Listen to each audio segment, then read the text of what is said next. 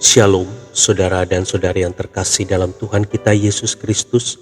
Marilah kita luangkan waktu beberapa menit untuk berkencan dengan Tuhan saat ini, agar dari hari ke hari kita semakin dekat dengan Tuhan, sehingga hidup kita semakin diberkati dan menjadi berkat. Bacaan dari kitab Amsal bab 4 ayat 23. Jagalah hatimu dengan segala kewaspadaan, karena dari situlah terpancar kehidupan. Demikianlah sabda Tuhan, syukur kepada Allah.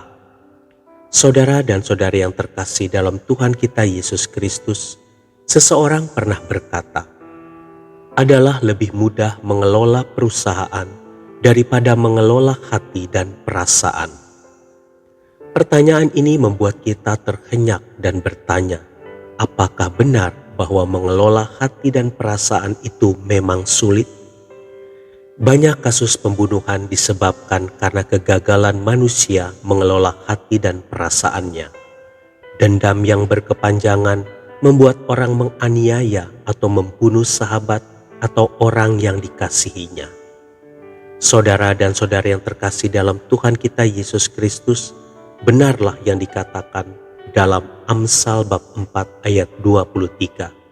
Jagalah hatimu dengan segala kewaspadaan, karena dari situlah terpancar kehidupan.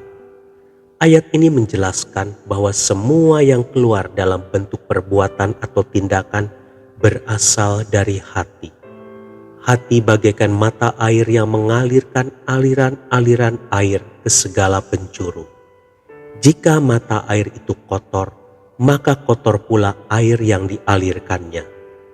Untuk menjaga agar sikap dan tindakan kita selalu membangun dan mendatangkan kebaikan bagi sesama, maka kita perlu mengisi hati kita dengan apa yang baik.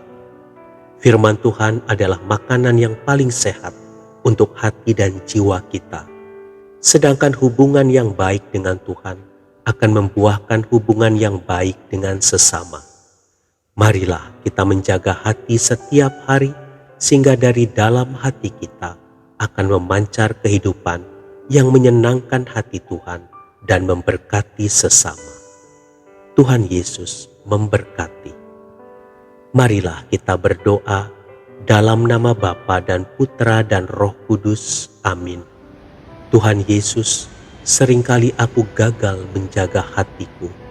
Mampukan aku agar hatiku senantiasa melekat kepadamu, sehingga apa yang keluar dari hati, pikiran, perkataan dan perbuatanku sungguh mendatangkan kebaikan yang memberi berkat dan sukacita terhadap orang-orang di sekitarku dan dapat menyenangkan hatimu. Amin. Dalam nama Bapa dan Putra dan Roh Kudus. Amin.